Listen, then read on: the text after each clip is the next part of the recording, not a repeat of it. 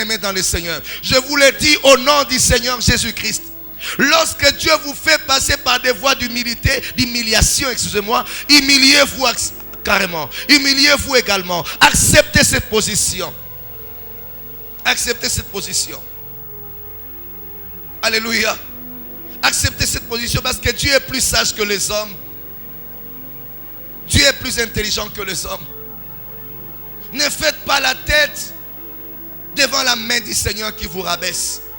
Il y a des moments d'ombre, il y a des moments de sombre, il y a des moments de ténèbres, il y a des moments d'humiliation, il y a des moments de faiblesse, il y a des moments où Dieu permet que nous passions par des voies humiliantes. Il y a des moments où Dieu semble nous abandonner, mais ce n'est pas vraiment l'abandon. Mais acceptez ces positions dans la vie. Si Jephthé n'avait pas accepté l'humiliation d'aller vivre avec les autres là-bas à Tob, on l'a chassé de la maison de son père. Il est allé s'humilier. Il a accepté de vivre avec les gens de rien. La Bible dit Jephthé est allé à Tob avec les gens de rien. Il a vécu avec les gens de rien. Dans la vie, il faut accepter par moments de certaines circonstances. On vous a chassé de votre maison. On vous a enlevé de votre poste. On vous a créé des problèmes. Il faut dire à Dieu, je peux accepter si tu le veux. Je peux accepter si tu le permets. C'est une humiliation, mais je sais où je vais. L'humiliation ne veut pas dire que Dieu nous a abandonnés ou nous avons raté notre destinée. Non, non, non, non, non. On n'a pas raté la destinée. D'ailleurs, David est allé dans la maison du roi pour aller chanter à la guitare. Il avait déjà l'onction. Certainement, il se disait, dans cette maison, je deviendrai aussi roi. Je ne sais pas, peut-être Dieu permettra que Saül meure et je deviendrai roi comme j'étais déjà roi. Mais David a quitté cette maison dans une grande humiliation. On le pousse chasser comme un chien. Il a quitté cette maison pour aller dans la forêt.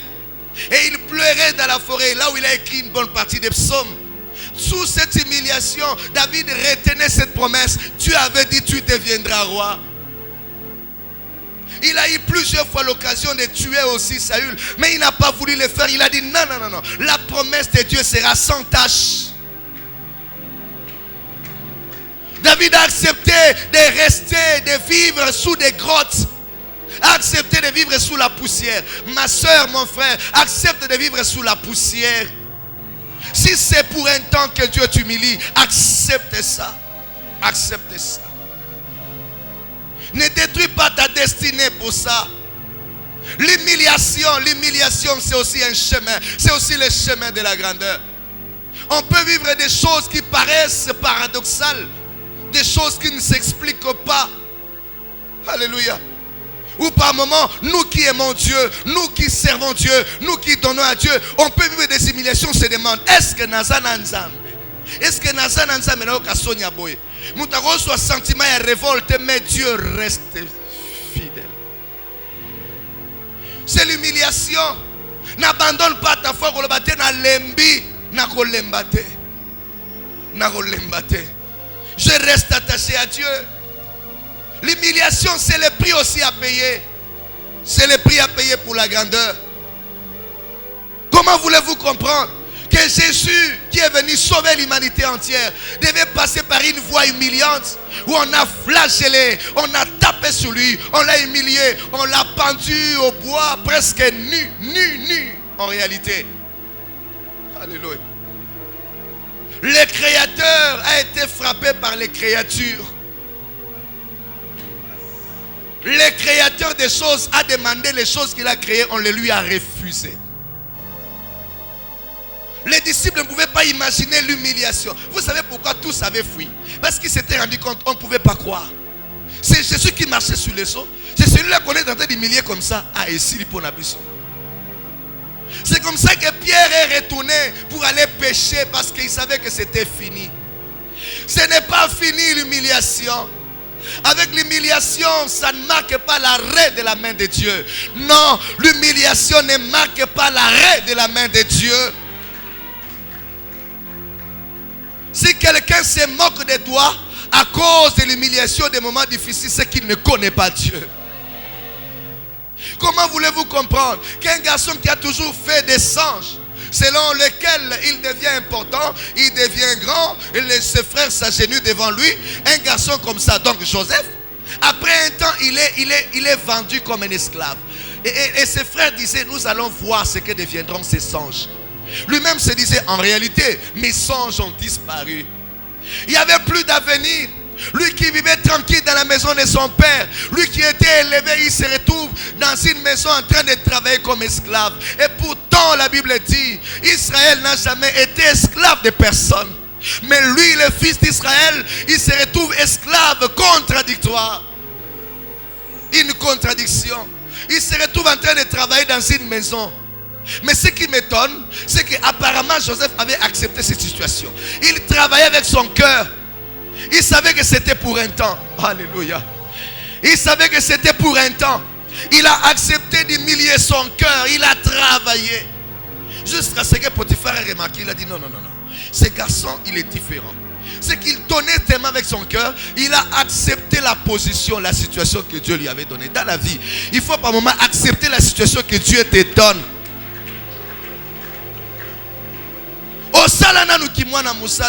Mais ça peut arriver. Zamba permettre que le sougola mutumu basani. Attention aux salango ko sala te na orgueil. Pour va na rappeler na motema no eska yebi ngande na salaka te. Salaka ka po ezafi. Zambo alekisio wana yebi sala mama sala. Sala. O eleka osalaka mwasi ya mukonzi, osalaka mwasi ya moto, osalaka na famille bien lelo yo sangi sala kaka ko imate. Ne pleure pas en disant que moi aussi quand mon père était. Il y a des gens qui vivent dans des nostalgies comme ça. Dieu vous a humilié et tu te souviens, tu te rappelles toujours quand mon père était, je ne pouvais jamais passer des conditions comme ça. Toi la fille d'un monsieur, toi le fils d'un monsieur qui était connu, aujourd'hui tu es dans la maison d'un homme qui est en train de te faire souffrir des réalités incroyables, invraisemblables. Mais accepte ça. Dis à Dieu, s'il t'a plu de m'humilier, tu sais où tu m'amènes. Tu sais où tu m'amènes. Je n'ai pas besoin de me plaindre. Je sais que l'avenir sera très différent d'aujourd'hui. Je sais où je vais. Je sais. Aussi longtemps que je ne suis pas encore mort, je sais que mon avenir sera un avenir de grandeur. Je sais. Je dis à quelqu'un aujourd'hui, accepte. C'est le prix à payer. Dis à Dieu, si c'est vraiment la monnaie, j'accepte de passer. C'est comme ça. J'accepte de le vivre. Si c'est réellement la monnaie qu'il faudrait présenter pour atteindre la grandeur, je présente cette monnaie. Sans me plaindre. Me plaignant ne changera rien. Me plaindre ne changera aucune situation. Toi qui vivais bien tranquille, qui pouvais tout manger, aujourd'hui tu manques même les riz. Tu manques même du riz dans ta maison. Ce sont tes enfants qui manquent à porter. Accepte cette situation. Dis à Dieu, je sais que je resterai fidèle à toi, attache.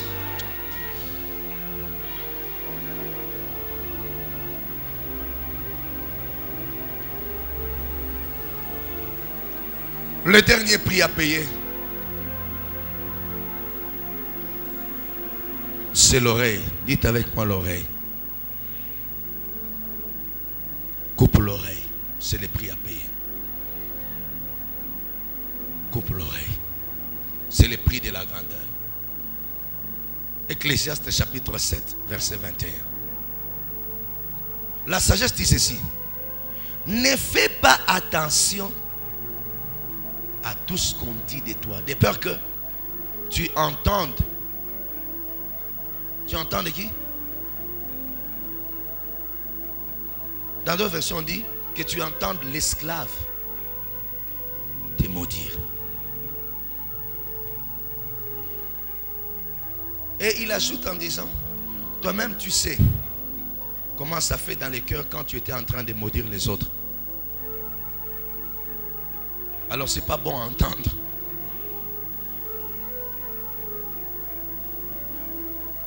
Si tu veux la grandeur, coupe tes oreilles.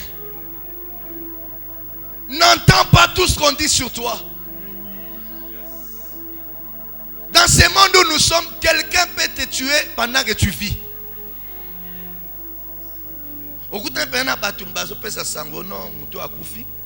Quand même cotisation. Telle photo ya yo.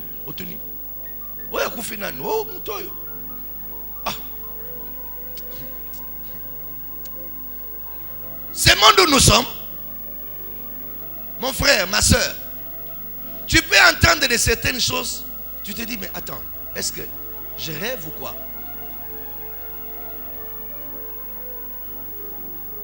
Ne prête pas oreille à tout.